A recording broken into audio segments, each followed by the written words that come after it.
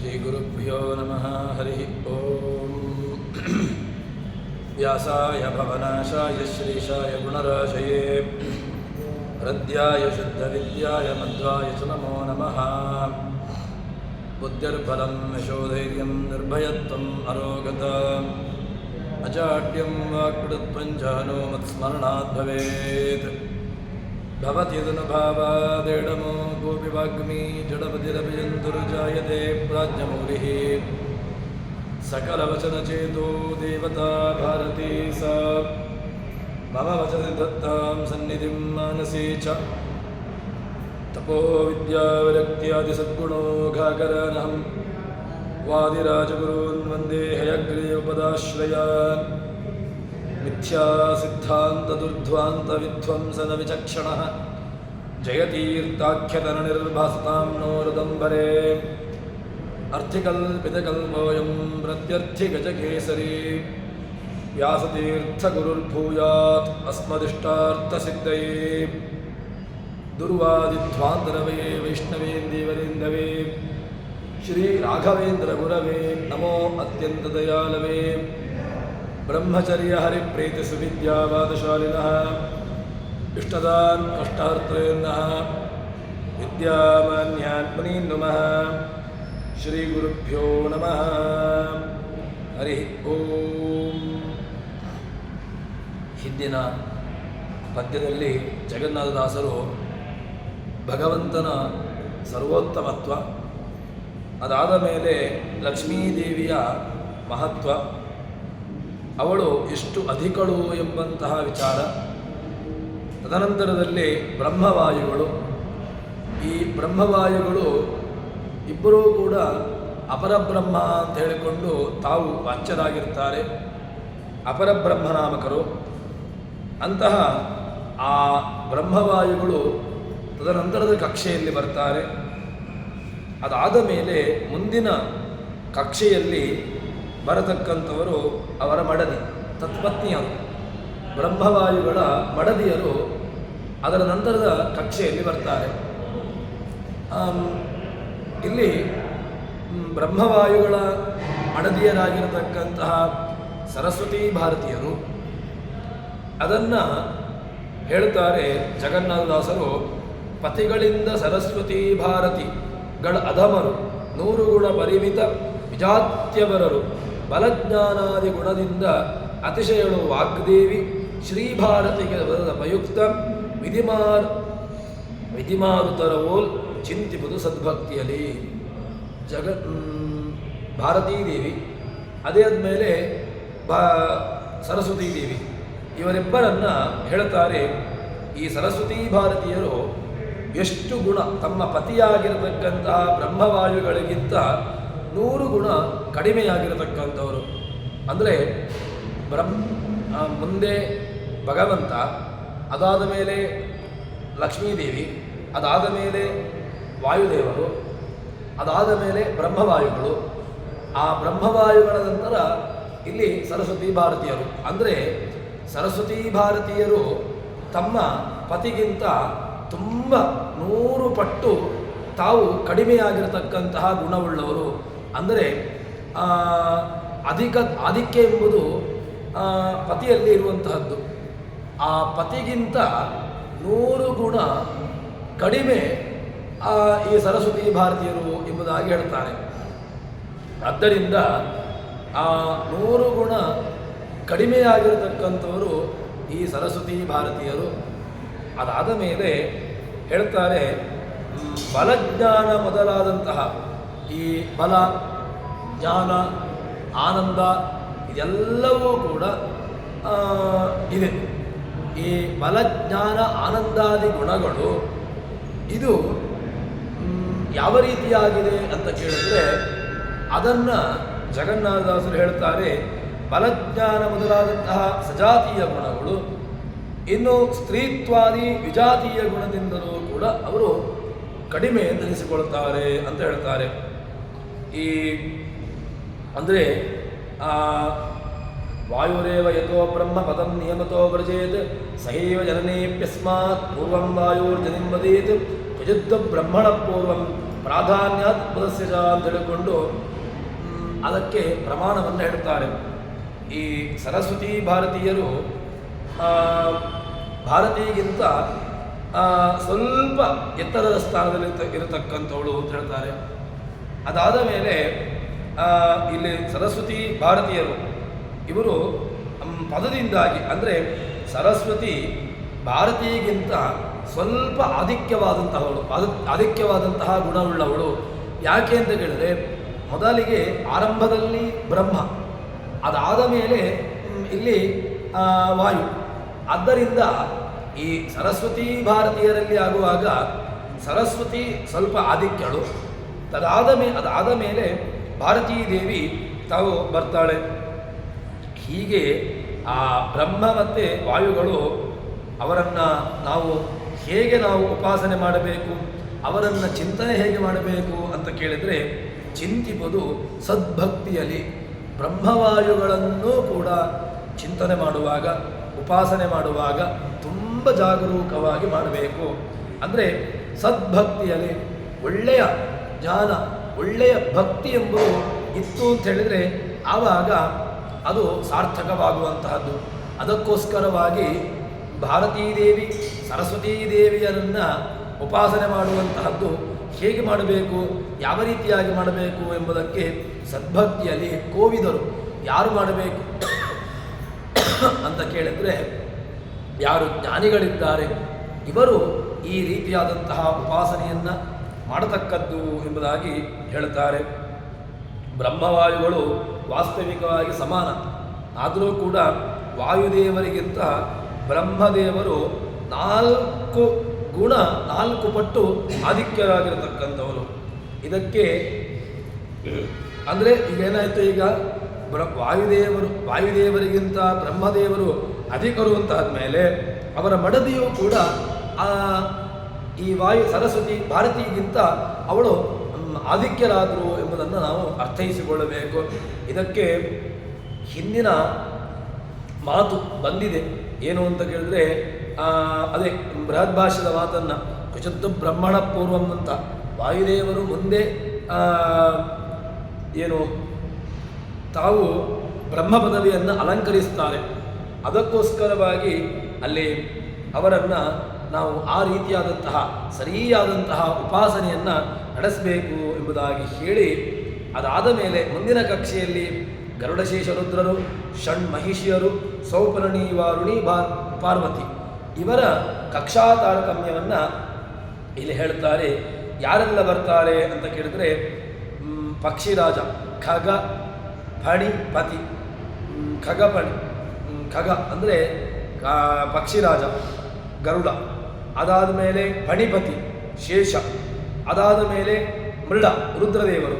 ಇವರು ಸಮಾನವಾದಂತಹ ಕಕ್ಷೆ, ಅಂದರೆ ಗರುಡ, ಶೇಷ, ರುದ್ರ ಇವರು ಪರಸ್ಪರ ಸಮಾನವಾದಂತಹ ಕಕ್ಷೆಯಲ್ಲಿ ಬರ್ತಾರೆ. ಇನ್ನು ಸರಸ್ವತಿ ಭಾರತಿಗಿಂತ 100 ಗುಣ ಕಡಿಮೆಯಾಗಿರತಕ್ಕಂಥವರು. ಇನ್ನು ಪದವಿಯಲ್ಲಿ ಶೇಷ ರುದ್ರದೇವರಿಗಿಂತ ಶ್ರೇಷ್ಠ. ಯಾಕೆ ಅಂತ ಕೇಳಿದ್ರೆ, ರುದ್ರದೇವರಿಗಿಂತ ಮೇಲಿನ ಪದವಿಯಲ್ಲಿ ಬರತಕ್ಕಂಥವರು ಶೇಷದೇವರು. ಅದಕ್ಕೋಸ್ಕರ ಅವರು ಶ್ರೇಷ್ಠರು ಅಂತ ಅನಿಸಿಕೊಳ್ತಾರೆ. ಇನ್ನು ಪರ್ವತವನ್ನು ಭಗವಂತ ಎತ್ತಿದ್ದಾನೆ, ಅಲ್ಲಿ ಗೋವರ್ಧನ ಉದ್ಧಾರವನ್ನು ಹೇಳ್ತಾರೆ. ಶೇಷ ಪದದಿಂದಲೇ ತ್ರಿಯಂಬಕೆಗೆ ನಾಗಧರನ ಸಣ್ಣ ಮಹಿಷಿಯರು. ಪರ್ವತರಾಜನ ಆ ಪರ್ವತ ಕೂರ್ಮ ರೂಪದಿಂದಾಗಿ ಅವನು ಆ ಬೆನ್ನಿನಲ್ಲಿ ಏನು ಮಾಡಿದ್ದಾನೆ, ಮಂದರ ಪರ್ವತವನ್ನು ಎತ್ತಿದ್ದಾನೆ. ಅದಾದ ಮೇಲೆ ಕೃಷ್ಣ ರೂಪದಿಂದಾಗಿ ಗೋವರ್ಧನವನ್ನು ಎತ್ತಿದ್ದಾನೆ. ಇದೆಲ್ಲವನ್ನೂ ಮಾಡಿರತಕ್ಕಂಥವನು ನಗಧರ. ಅದಕ್ಕೋಸ್ಕರವಾಗಿ ಭಗವಂತನನ್ನು ನಗಧರ ಅಂತ ಕರೆದದ್ದು. ನಗಧರ ಅದರಲ್ಲಿ ಷಣ್ಮಹಿಷಿಯರು ಇವರು ಇನ್ನು ಶಿವನಿಗಿಂತ 5 ಪಟ್ಟು ತಾವು ಕಡಿಮೆಯಾಗಿರ್ತಕ್ಕಂತಹ ಗುಣವುಳ್ಳವರು. ಇನ್ನು ಮೇನಕನ ಮಗಳಾಗಿರತಕ್ಕಂತಹ ಪಾರ್ವತೀದೇವಿ, ವಾರುಣಿ, ಸೌಪರ್ಣಿ ಇವರು 2 ಗುಣಗಳಿಗಿಂತ ಶ್ರೇಷ್ಠರಾಗಿರ್ತಾರೆ ಎಂಬುದಾಗಿ ಹೇಳ್ತಾರೆ. ವಾಯುಬ್ರಹ್ಮರು ವಾಸ್ತವಿಕವಾಗಿ ಬ್ರಹ್ಮ ಪದವಿಗೆ ಬಂದು ಮುಕ್ತರಾಗತಕ್ಕಂಥವರು. ಇನ್ನು ಶಿವ ಮತ್ತು ಶೇಷ ಇವರು ಕೂಡ ಶಿವ ಇನ್ನು ಮುಂದೆ ಶೇಷ ಪದವಿಗೆ ಬರಬೇಕು. ಪದವಿಗೆ ಬಂದು ಆನಂತರ ಅವನು ಮುಕ್ತನಾಗತಕ್ಕಂಥವನು. ಇನ್ನು ಷಣ್ಮಹಿಷಿಯರಲ್ಲಿ ಜಾಂಬವತಿ, ನೀಲ, ಭದ್ರ, ಲಕ್ಷಣ, ಕಾಳಿಂದಿ, ಮಿತ್ರವಿಂದ ಇವರೆಲ್ಲರೂ ಕೂಡ ತಾವು ಗುಣತಃ ತಾವು ಏನು ವಾರುಣಿ ಮತ್ತು ಸೌಪರ್ಣಿಯರಿಗಿಂತ ತಾವು 2 ಪಟ್ಟು ಗುಣದಲ್ಲಿ ಆಧಿಕ್ಯವುಳ್ಳವರು ಎಂಬುದಾಗಿ ಹೇಳುತ್ತಾರೆ. ಹೀಗೆ ಆ ಭಗವಂತನ ಕಕ್ಷಾ ತಾರತಮ್ಯವನ್ನು, ದೇವತಾ ತಾರತಮ್ಯವನ್ನು ನಾವು ಅದನ್ನು ಅರ್ಥೈಸಿಕೊಳ್ಳಬೇಕು ಎಂಬುದಾಗಿ ಹೇಳುತ್ತಾರೆ. ಅದಾದ ಮೇಲೆ ಗರುಡಶೇಷ ಮಹೇಶರಿಗೆ ಸೌಪರ್ಣಿ, ವಾರುಣಿ, ಪಾರ್ವತಿ 3 ದಶಾಧಮ.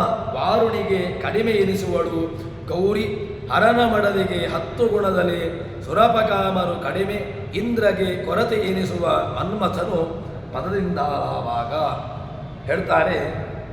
ಈ ಈಗ ಎಲ್ಲಿ ತನಕ ಬಂತು ಅಂತ ಕೇಳಿದ್ರೆ, ಈ ಬ್ರಹ್ಮವಾಯುಗಳ ಕಕ್ಷೆ, ಸೌಪರ್ಣಿ ಭಾರತಿ ಇವರ ಕಕ್ಷೆ, ಸರಸ್ವತಿ ಭಾರತೀಯರ ಕಕ್ಷೆ, ಅದಾದ ಮೇಲೆ ಗರುಡಶೇಷರುದ್ರರ ಕಕ್ಷೆ, ಅದಾದ ಮೇಲೆ ಷಣ್ಮಹಿಷಿಯರಲ್ಲಿ, ಅದಾದ ಮೇಲೆ ಸೌಪರ್ಣಿ, ವಾರುಣಿ, ಪಾರ್ವತಿಯಲ್ಲಿ ಕಕ್ಷೆ, ಇವರೆಲ್ಲ ಗುಣತಃ ಕಕ್ಷೆಯನ್ನು ಹೇಳಿಕೊಂಡು ಅದಾದ ಮೇಲೆ ವಾರುಣಿ ಮತ್ತು ಗೌರಿ ಪಾರ್ವತಿಯ ವ್ಯವಸ್ಥೆಯನ್ನು ಅದನ್ನು ಹೇಳ್ತಾರೆ. ಗರುಡಶೇಷ ಮಹೇಶರಿಗೆ ಗರುಡ, ಶೇಷ, ರುದ್ರ ಇವರಲ್ಲಿ ಅವರ ಪತ್ನಿಯರಾಗಿರತಕ್ಕಂತಹ ಸೌಪರ್ಣಿ, ವಾರುಣಿ, ಅದಾದ ಮೇಲೆ ಪಾರ್ವತಿ ಇವರು 3 ಕೂಡ 10 ಗುಣದಿಂದ ಕಡಿಮೆಯಾಗಿರತಕ್ಕಂಥವರು. ಇನ್ನು ವಾರುಣಿಯಲ್ಲಿ ಆಗುವಾಗ ಪಾರ್ವತಿಗಿಂತ ಸ್ವಲ್ಪ ಕಡಿಮೆ. ಇನ್ನು ಶಿವನ ಪತ್ನಿಯಾಗಿರತಕ್ಕಂತಹ ಪಾರ್ವತಿಗಿಂತ 10 ಗುಣ ಅಲ್ಲಿ ಇಂದ್ರಕಾಮರು ಕಡಿಮೆ. ಇಂದ್ರನಿಗಿಂತ ಮನ್ಮಥ ಅವನು ಮತ್ತೆ ಪುನಃ ಸ್ವಲ್ಪ ಕಡಿಮೆ ಧರಿಸಿಕೊಳ್ಳುತ್ತಾನೆ. ಇಲ್ಲಿ ಶೇಷ ಶಿವಪದವಿ ಪ್ರಯುಕ್ತ, ಶೇಷ ಏನಾಗಿದ್ದಾನೆ ಶಿವಪದವಿಯಿಂದ ಸ್ವಲ್ಪ ಕಡಿಮೆ ಧರಿಸಿಕೊಳ್ಳುತ್ತಾನೆ. ಶೇಷ ಪತ್ನಿಯಾದಂತಹ ವಾರುಣಿಗಿಂತ ರುದ್ರಪತ್ನಿಯಾದಂತಹ ಪಾರ್ವತೀ ದೇವಿಯು ಕೂಡ ಗುಣತಃ ಸ್ವಲ್ಪ ತನ್ನ ಕಡಿಮೆ ಉಳ್ಳವರು. ಅದಾದ ಮೇಲೆ ಇನ್ನು ರುದ್ರದೇವರ ಒಂದು ವ್ಯವಸ್ಥೆ ಹೇಗೆ ಅಂತ ಕೇಳಿದ್ರೆ, ರುದ್ರದೇವರು ಶೇಷ ಪದವಿಗೆ ಬಂದು ರುದ್ರದೇವರಿಗೆ ನೇರವಾಗಿ ಮೋಕ್ಷ ಇಲ್ಲ. ಮತ್ತೆ ರುದ್ರದೇವರು ಶೇಷ ಪದವಿಯನ್ನು ಅಲಂಕರಿಸಿ ಅದಾದ ಮೇಲೆ ಮತ್ತೆ ಅವರಿಗೆ ಮೋಕ್ಷ ಆಗುವಂತಹದ್ದು. ಅದಕ್ಕೋಸ್ಕರ ರುದ್ರದೇವರು ಶೇಷ ಪದವಿಗೆ ಬಂದು ತದನಂತರ ಅಲ್ಲಿ ಮುಕ್ತರಾಗುವಂತಹದ್ದು.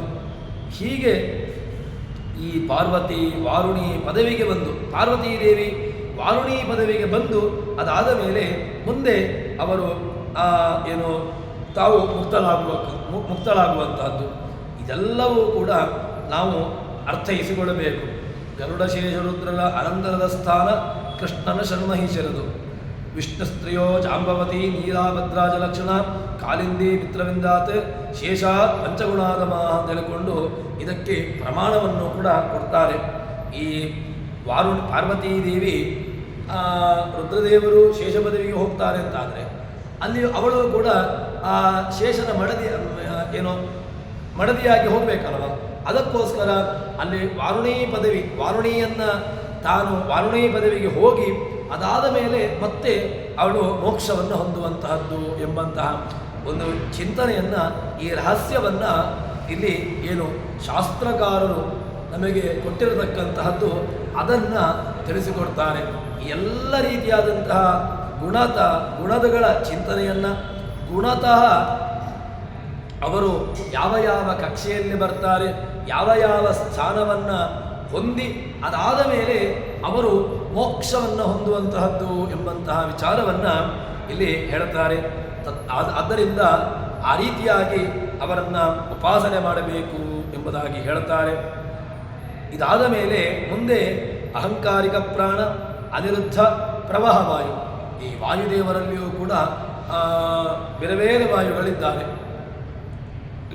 ಆ ವಾಯುದೇವರಲ್ಲಿ ಆ ವಿಚಾರವನ್ನು ಹೇಳ್ತಾರೆ. ಅಹಂಕಾರಿಕ ಪ್ರಾಣ, ನಮಗೆ ಪ್ರಾಣ ಅಂತ ಹೇಳಿದಾಗ ಅಹಂಕಾರಿಕ ಪ್ರಾಣ ಅದು ತೈಜಸ ಅಹಂಕಾರ, ತಾಮಸ ಅಹಂಕಾರ ಅಂತ ಹೇಳಿಕೊಂಡು ಬೇರೆ ಬೇರೆ ಇದಿದೆ. ಅದರಲ್ಲಿ ಆಗುವಾಗ ಈಗ ಅಹಂಕಾರಿಕ ಪ್ರಾಣ, ಈ ಅಹಂಕಾರಿಕ ಪ್ರಾಣ ಅವನು ಏನಾಗಿರ್ತಾನೆ ಅಂತ ಕೇಳಿದ್ರೆ ಇಂದ್ರ ಮತ್ತೆ ಕಾಮ ಅವರಿಗಿಂತ 10 ಗುಣದಿಂದ ಕಡಿಮೆಯಾಗಿರ್ತಕ್ಕಂಥವನು. ಇನ್ನು ಅನಿರುದ್ಧ ಕಾಮನ ಮಡದಿಯಾಗಿರತಕ್ಕಂತಹ ರತೀದೇವಿ, ಸ್ವಯಂಭುವಮನು, ದಕ್ಷ ಪ್ರಜಾಪತಿ, ದೇವಗುರುವಾಗಿರತಕ್ಕಂತಹ ಬೃಹಸ್ಪತಿ, ಅದಾದ ಮೇಲೆ ಇಂದ್ರನ ಮಡದಿಯಾದಂತಹ ಶಚೀದೇವಿ. ಇವರು ಈ 6 ಜನ ಅನಿರುದ್ಧ, ರತಿ, ಸ್ವಯಂಭುವಮನು, ದಕ್ಷ ಪ್ರಜಾಪತಿ, ದೇವಗುರುವಾಗಿರತಕ್ಕಂತಹ ಬೃಹಸ್ಪತಿ, ಇಂದ್ರನ ಮಡದಿಯಾಗಿರತಕ್ಕಂತಹ ಶಚೀದೇವಿ, ಇವರೆಲ್ಲರೂ ಕೂಡ ಈ 6 ಜನ ಸಮಾನ.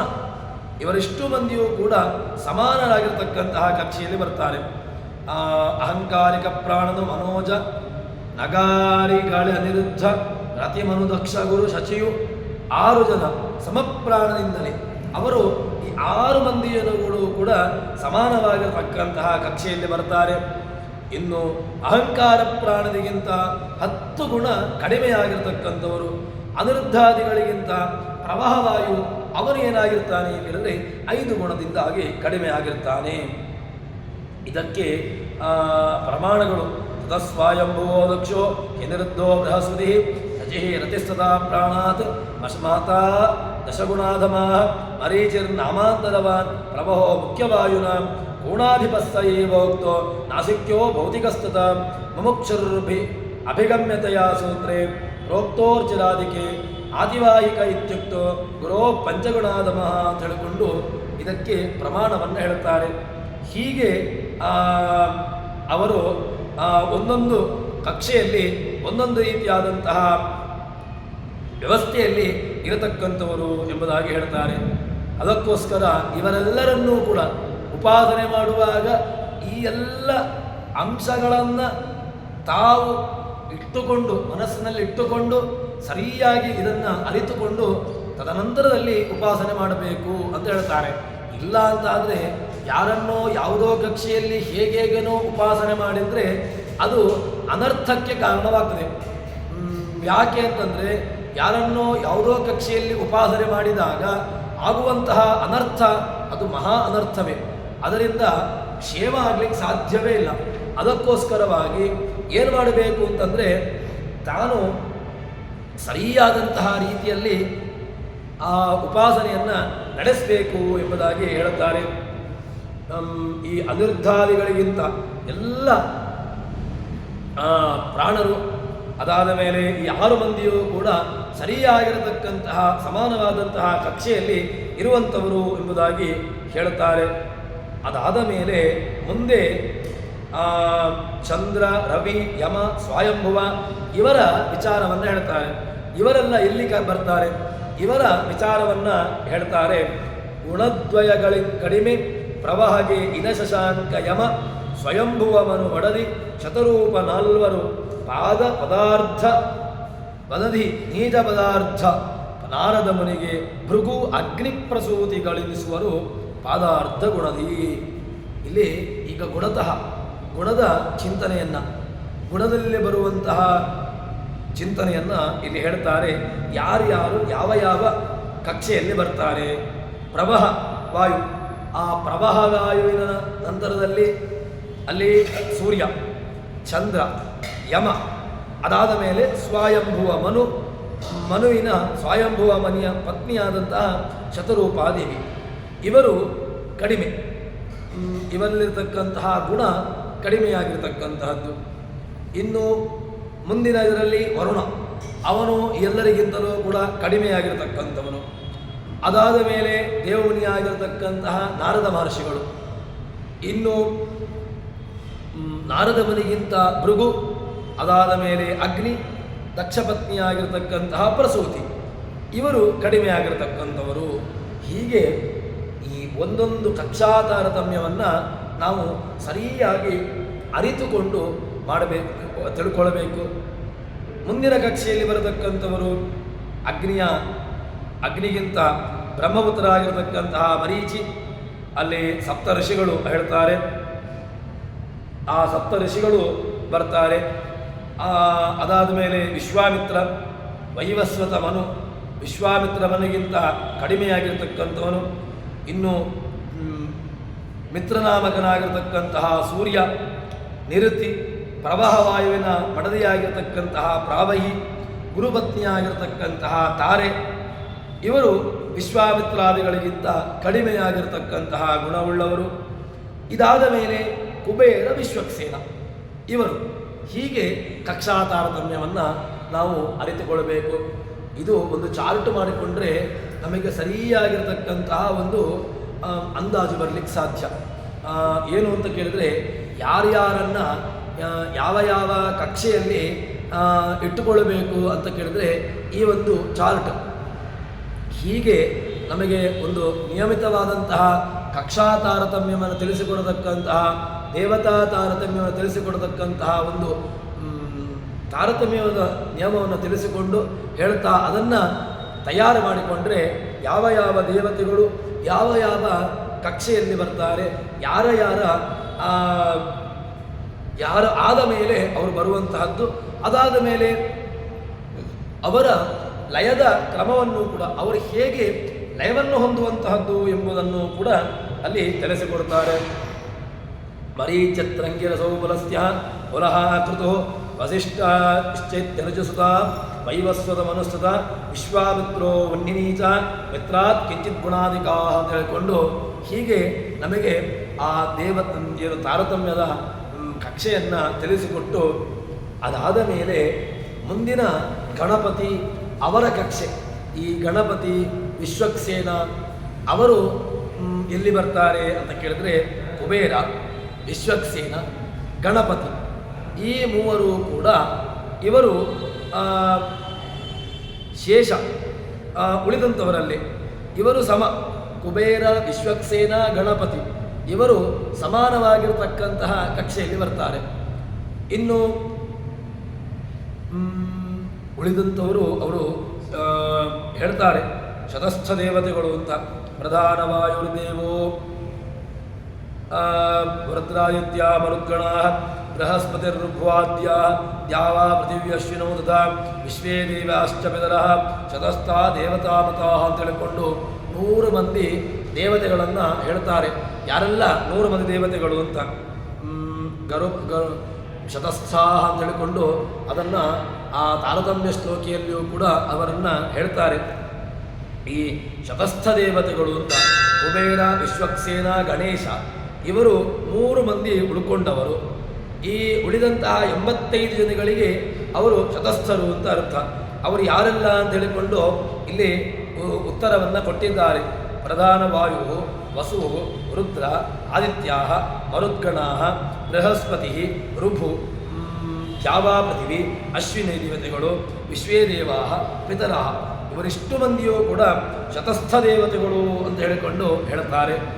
ಇನ್ನು 6 ಜನ ಸೂರ್ಯ, 47 ಮರುತು, 7 ವಸುಗಳು, 10 ಮಂದಿ ರುದ್ರರು, 10 ವಿಶ್ವೇ ದೇವತೆಗಳು, ಋಭು, ಇನ್ನು ವೈರಾಜರು, ಅಗ್ನಿಶ್ವಾತರು, ಬರಿಹಿಷದರು, ಚಿರಪಿತೃಗಳು ಇವರು ಶತಸ್ಥರು ಅಂತ.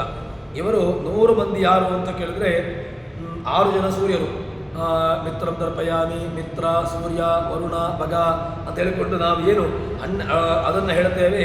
ಅದರಲ್ಲಿರ್ತಕ್ಕಂತಹ 6 ಜನ ಸೂರ್ಯ. ಅದಾದ ಮೇಲೆ 47 ಮರುತ್ತುಗಳು, ಮರುದ್ಗಣ ಅಂತೇಳಿ ಮರುದ್ಗಣ 47 ಮರುತ್ತುಗಳು, 7 ವಸುಗಳು, ಅಷ್ಟವಸುಗಳು. ಅದಾದ ಮೇಲೆ 10 ರುದ್ರರು, ದಶರುದ್ರರು. ಅದಾದ ಮೇಲೆ ವಿಶ್ವೇ ದೇವತೆಗಳು. ಅದಾದ ಮೇಲೆ ಋಭು ಎಂಬಂತಹ ಒಬ್ಬ ದೇವತೆ. ಅದಾದ ಮೇಲೆ ಅಶ್ವಿನಿ ದೇವತೆಗಳು ಅವರಿಬ್ಬರು. ಅದಾದ ಮೇಲೆ ವೈರಾಜರು, ಅಗ್ನಿಶ್ವಾತರು, ಬರೀಷದರು ಅಂತ ಈ 3 ಮಂದಿ ಚಿರಪಿತೃಗಳು. ಇದಾದ ಮೇಲೆ ಧರಣಿ ದೇವಿ, ಧರಾದೇವಿ. ಹೀಗೆ 100 ಮಂದಿ ದೇವತೆಗಳನ್ನು ಹೇಳ್ತಾರೆ. ಈ ರೀತಿಯಾಗಿ ನಾವು ದೇವತಾ ಕಕ್ಷೆಯನ್ನು, ದೇವತಾ ತಾರತಮ್ಯವನ್ನು ಅರಿತುಕೊಳ್ಳಬೇಕು. ದೇವತಾ ತಾರತಮ್ಯದ ಸರಿಯಾಗಿ ಅದನ್ನು ಚಿಂತನೆ ಮಾಡಿಕೊಂಡು ಅವರನ್ನು ತಿಳ್ಕೊಳ್ಬೇಕು ಅಂತ ಹೇಳಿದ ಮೇಲೆ ಋಭು ಅದು ಏನಾಗಿದೆ, ಋಭವೋ ನಾಮದವದ ಸುಮಂಪ್ರಾಪ್ತಾದಾಸ್ತ್ರಶ ನವಕೋಟ್ಯೋ ಹಿ ದೇವಾನಾಂ ತೇಷಾಮಧ್ಯೆ ಶತಸ್ಯತು ಅಂತ ಹೇಳಿಕೊಂಡು ಇದಕ್ಕೆ ಪ್ರಮಾಣವನ್ನು ಹೇಳಿರ್ತಾರೆ. ಭಾಗವತದ ಮಾತನ್ನು ಇಲ್ಲಿ ಹೇಳ್ತಾರೆ. ಆದ್ದರಿಂದ ಈ 100 ಮಂದಿ ದೇವತೆಗಳು, ಅದಾದ ಮೇಲೆ ಅದರಲ್ಲಿ ಕುಬೇರ, ವಿಶ್ವಕ್ಸೇನ, ಗಣಪತಿ ಇವರೆಲ್ಲರೂ ಕೂಡ ಸೇರಿಕೊಳ್ತಾರೆ. ಹೀಗೆ ಆ ದೇವತಾ ಕಕ್ಷೆಯನ್ನು, ದೇವತಾ ತಾರತಮ್ಯವನ್ನು ನಾವು ತಿಳ್ಕೊಳ್ಳಬೇಕು ಅಂತ ಹೇಳಿದ ಮೇಲೆ ಮುಂದೆ ಚ್ಯವನ, ಈ ಚ್ಯವನರು ವಿಪ್ರತ್ವ ಚ್ಯವನೋಚ್ಛತ್ಯವು ತನ್ಮಧ್ಯೆ ಕಿಂಚಿದುತ್ತಮವು ಅಂತ ಹೇಳಿಕೊಂಡು ಪ್ರಮಾಣವನ್ನು ಹೇಳ್ತಾರೆ ಈ ಚ್ಯವನ ಮಹರ್ಷಿಗಳು. ಅದಾದ ಮೇಲೆ ಸನಕಾದಿಗಳು, ಸನಕ, ಸನಂದನ, ಸನಾತನ, ಸನತ್ಸುಜಾತ, ಸನತ್ಕುಮಾರ ಇವರಿಷ್ಟು ಮಂದಿ. ಅದಾದ ಮೇಲೆ ಪಾವಕ, ಆ ಪಾವಕ ಅಂತ ಹೇಳಿಕೊಂಡಿರತಕ್ಕಂತಹ ಅಗ್ನಿಯ ಮಗ ಶುಕ್ರ, ಉಷತ್ಯ ಎಂಬಂತಹ ಋಷಿ, ಇಂದ್ರನ ಮಗನಾಗಿರ್ತಕ್ಕಂತಹ ಜಯಂತ, ಕಶ್ಯಪ ಮುನಿಗಳು. ಅದಾದ ಮೇಲೆ 11 ಮಂದಿ ಮನುಗಳು, ಧ್ರುವ, ನಹುಷ, ಶಶಬಿಂದು, ಕಾರ್ತವೀರ್ಯಾರ್ಜುನ, ಭರತ ಇವರಲ್ಲೂ ಚಕ್ರವರ್ತಿಗಳು. ಇನ್ನು ವಿರೋಚನ ಮಗನಾಗಿರ್ತಕ್ಕಂತಹ ಬಲಿ. ಅದಾದ ಮೇಲೆ 7 ಜನ ಇಂದ್ರ, ಕಕೋತ್ಸರಾಜ, ಗಯ ಇವರಿಷ್ಟು ಮಂದಿಯೂ ಕೂಡ ಇದೊಂದು ಕಕ್ಷೆ, ಈ ಒಂದು ಗಣಗಳು. ಹೀಗೆ ಈ ದೇವತಾ ತಾರತಮ್ಯವನ್ನು, ದೇವತಾ ಒಂದು ಕಕ್ಷೆಯನ್ನು ನಾವು ತಿಳ್ಕೊಂಡು ಬರಬೇಕು ಅಂತ ಹೀಗೆ ಒಂದು ತಾರತಮ್ಯವನ್ನು ಹೇಳಿ ಮುಂದೆ ಈ ಪೂರ್ತಿ ದೇವತೆಗಳಲ್ಲಿ ಆಗುವಾಗ ಇನ್ನೊಂದು ಇದು ಪೂರ್ತಿ ಯಾವುದಕ್ಕೋಸ್ಕರ ಇಟ್ಟಂತಹದ್ದು ಅಂತ ಕೇಳಿದ್ರೆ ಪೂರ್ತಿ ತಾರತಮ್ಯದೇ ವಿಚಾರವನ್ನೇ ಈ ಸಂಧಿ ಪೂರ್ತಿ ಹೇಳಿಕೊಂಡು ಬರ್ತಾರೆ. ಯಾರು ಈ ನಾನು ಮೊದಲಿಗೆ ಹೇಳಿದೆ, ಕಕ್ಷಾ ತಾರತಮ್ಯ ಎಂಬುದು ಯಾಕೆ ನಮಗೆ ಅವಶ್ಯಕ ಅಂತ ಕೇಳಿದರೆ, ಕಕ್ಷಾ ತಾರತಮ್ಯ ಜ್ಞಾನವೇ ನಮಗೆ ನಮ್ಮ ಮೋಕ್ಷಕ್ಕೆ ಕಾರಣವಾಗುವಂತಹದ್ದು. ಕಕ್ಷಾಜ್ಞಾನ ಇಲ್ಲದೆ, ಕಕ್ಷಾ ತಾರತಮ್ಯದ ಜ್ಞಾನ ಇಲ್ಲದೇನೆ ಕೇವಲ ನೇರವಾಗಿ ದೇವರ ಉಪಾಸನೆ ನಮಗೆ ಮೋಕ್ಷಕ್ಕೆ ಕಾರಣ ಅಂತ ಕೇಳಿದರೆ ಅದಾಗೋದಿಲ್ಲ. ಅದಕ್ಕೋಸ್ಕರವಾಗಿ ಕಕ್ಷಾ ತಾರತಮ್ಯ ಎಂಬುದು ಅತೀ ಅವಶ್ಯಕ. ಅದು ಯಾವ ಕಾಲಕ್ಕೂ ಕೂಡ ಆ ಕಕ್ಷಾ ತಾರತಮ್ಯವನ್ನು ನಾವು ಅವರ ಚಿಂತನೆಯನ್ನು ಮಾಡದೆ ದೇವರ ಉಪಾಸನೆಯನ್ನು ಮಾಡುವಂತಹದ್ದು ಅದು ಉಚಿತ ಆಗೋದಿಲ್ಲ ಅಂತ ಹೇಳ್ತಾರೆ. ಅದಕ್ಕೋಸ್ಕರ ಮುಂದೆ ಇನ್ನು ಪೃಥು ಇತ್ಯಾದಿಗಳ ವಿಚಾರವನ್ನು ಹೇಳ್ತಾರೆ. ಯಾರ್ಯಾರು ಎಲ್ಲೆಲ್ಲಿರ್ತಾರೆ ಅಂತ ಕೇಳಿದ್ರೆ ಪೃಥು ಭರತ ಮಾಂಧಾತ ಅಂತ ಹೇಳಿಕೊಂಡು ಈ ವಿಚಾರವನ್ನು ಪೃಥು ಮಹರ್ಷಿ, ಭರತ, ಮಾಂಧಾತ, ಪ್ರಿಯವ್ರತ, ಮರುತ್, ಪ್ರಹ್ಲಾದ, ಪರೀಕ್ಷಿತ, ಹರಿಶ್ಚಂದ್ರ, ಅಂಬರೀಷ, ಉತ್ತರಪಾದ ಇವರಿಷ್ಟು ಮಂದಿಯೂ ಕೂಡ ರಾಜರು. ಇನ್ನು ಇವರೆಲ್ಲರೂ ಕೂಡ ವಿಶೇಷವಾದಂತಹ ಭಗವಂತನ ಅಂಶ, ಭಗವಂತನ ರಾಜರಾಜೇಶ್ವರ ಎಂಬಂತಹ ಅಂಶ. ಯಾಕೆ ಅಂತ ಕೇಳಿದರೆ ಇವರೆಲ್ಲರೂ ಕೂಡ ತುಂಬ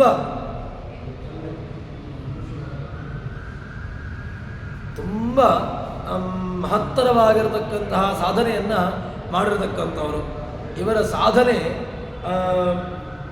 ಯಾರು ಹರಿಶ್ಚಂದ್ರ, ಉತ್ತಾನಪಾದ, ಪ್ರಿಯವ್ರತ, ಮಾಂಧಾತ, ಪ್ರಹ್ಲಾದ ಇವರೆಲ್ಲರೂ ಕೂಡ ಒಂದಲ್ಲ ಒಂದು ತಾವು ಜೀವಿತಾವಧಿಯಲ್ಲಿ ಏನು ಮಾಡಿದ್ದಾರೆ ಅಂತ ಕೇಳಿದರೆ ಭಗವಂತನ ವಿಶೇಷವಾದಂತಹ ಸನ್ನಿಧಾನೋಪೇತರಾಗಿ ತಾವು ಇದ್ದಂಥವರು.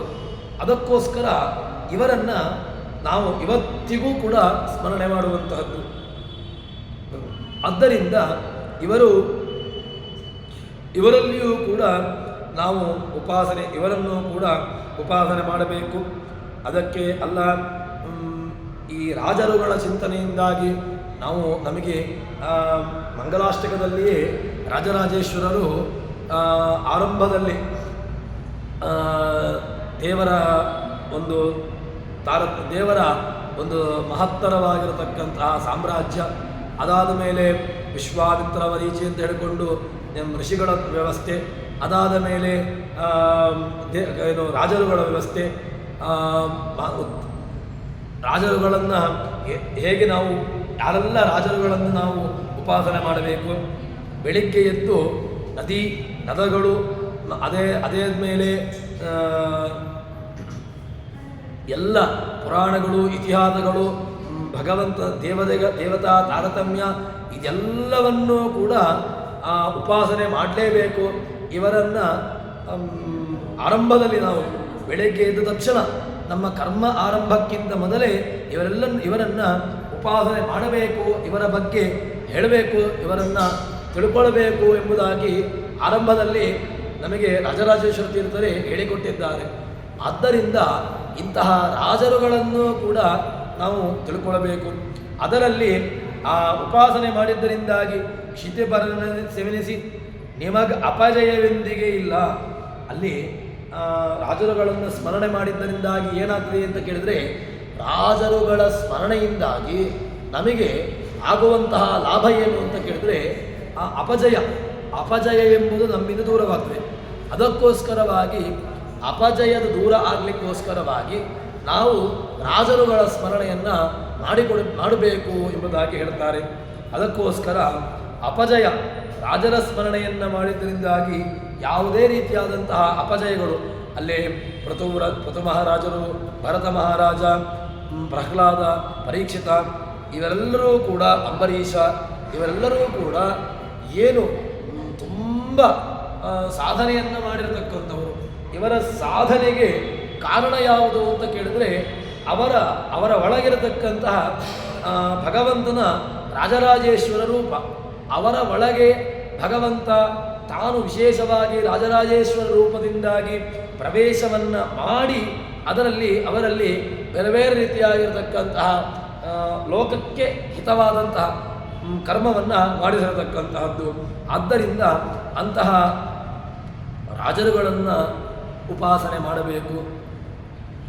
ತತ್ಸರಿ ಅದಾದ ಮೇಲೆ ಇನ್ನು ಮುಂದೆ ಗಂಗೆ, ಸೂರ್ಯನ ಪತ್ನಿಯಾಗಿರ್ತಕ್ಕಂತಹ ಸಂಜ್ಞಾದೇವಿ, ರೋಹಿಣಿ, ಚಂದ್ರನ ಮಡದಿಯಾಗಿರ್ತಕ್ಕಂತಹ ರೋಹಿಣಿ, ಇನ್ನು ಯಮನ ಮಡದಿಯಾಗಿರ್ತಕ್ಕಂತಹ ಶ್ಯಾಮಲ, ವಿರಾಟ್, ಪರ್ಜನ್ಯ ಇವರೆಲ್ಲರೂ ಕೂಡ ಈ ಶತಸ್ಥ ದೇವರಿಗಿಂತ ಕಡಿಮೆಯಾಗಿರ್ತಕ್ಕಂಥವರು. ಇನ್ನು ವಾಯುವಿನ ಸಖನಾಗಿರ್ತಕ್ಕಂತಹ ಅಗ್ನಿ, ಅವನ ಮಡದಿಯಾಗಿರ್ತಕ್ಕಂತಹ ಸ್ವಾಹಾದೇವಿ, ಅವಳು ಗಂಗಾದೇವಿಗಿಂತ 2 ಪಟ್ಟು ಕಡಿಮೆಯಾಗಿರ್ತಕ್ಕಂತಹ ಗುಣವುಳ್ಳವರು.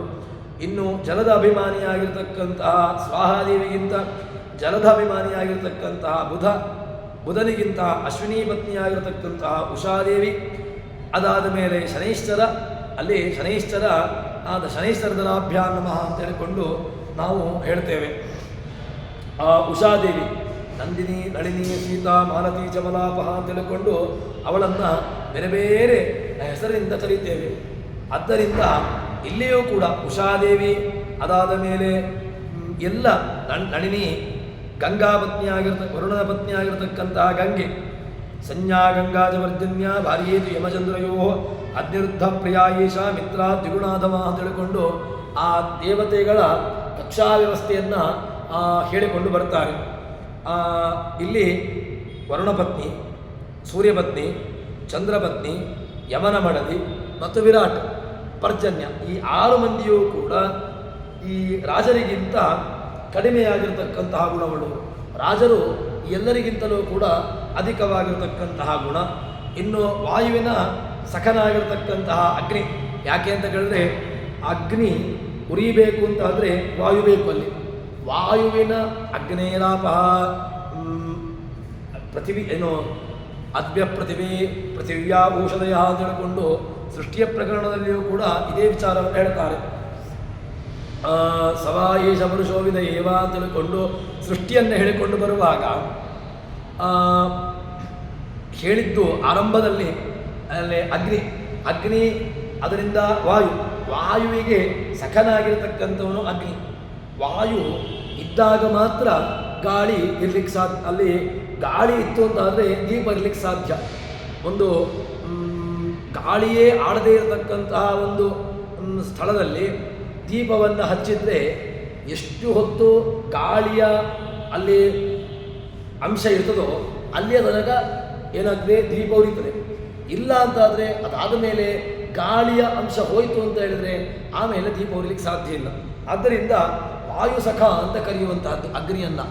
ಈ ವಾಯುಸಖನಾಗಿರತಕ್ಕಂತಹ ಆ ಅಗ್ನಿಯ ಮಡದಿಯಾಗಿರತಕ್ಕಂತಹ ಸ್ವಾಹಾದೇವಿ, ಇವಳು ಗಂಗಾದೇವಿಗಿಂತ 2 ಪಟ್ಟು ಕಡಿಮೆಯಾಗಿರತಕ್ಕಂತಹ ಗುಣವುಳ್ಳವಳು. ಸ್ವಾಹಾದೇವಿಗಿಂತ ಜಲಧಾಭಿಮಾನಿಯಾಗಿರತಕ್ಕಂತಹ ಬುಧ, ಅದಾದ ಮೇಲೆ ಬುಧನಿಗಿಂತ ಅಶ್ವಿನಿ ಪತ್ನಿಯಾಗಿರತಕ್ಕಂತಹ ಉಷಾದೇವಿ, ಅದಾದ ಮೇಲೆ ಶನೈಶ್ಚರ ಭೂದೇವಿ. ಇವರು ಉಷಾದೇವಿಗಿಂತ ಕಡಿಮೆಯಾಗಿರತಕ್ಕಂತಹ ಗುಣವುಳ್ಳವರು ತಿಳಿಕೊಂಡು ಹೇಳುತ್ತಾರೆ. ಹೀಗೆ ಈ ಕಕ್ಷೆಗಳನ್ನು ಹೇಳಿದ ಮೇಲೆ ಮುಂದಿನ ಕಕ್ಷೆಯಲ್ಲಿ ಕರ್ಮೇತಿ ಪುಷ್ಕರ ಪ್ರೋಕ್ತ ಅಂತ, ಕರ್ಮದ ಅಭಿಮಾನಿಯಾಗಿರ್ತಕ್ಕಂತಹ ಪುಷ್ಕರ, ಅದಾದ ಮೇಲೆ ಅವನು ಭೂದೇವಿಗಿಂತ ಕಡಿಮೆಯಾಗಿರ್ತಕ್ಕಂತಹ ಗುಣವನು. ಇನ್ನು ಆಜಾನಜ ದೇವತೆಗಳು, ಇವರು ಚಿರಪಿತೃಗಳಿಗಿಂತ ಉತ್ತಮರಾಗಿರ್ತಕ್ಕಂಥವರು. ಪುಷ್ಕರನಿಗೆ ಕಿಂಕರ ಅವರ ಸೇವಕರು. ಇನ್ನು ದೇವಗಂಧರ್ವರು, ಅವರು ಕಡಿಮೆಯಾಗಿರ್ತಕ್ಕಂಥವರು. ಅದಾದ ಮೇಲೆ ತುಂಬುರು ಎಂಬಂತಹ ನಾರದ ತುಂಬುರು, ಇವರನ್ನು ಬಿಟ್ಟು ನವಕೋಟಿ ಋಷಿಗಳು.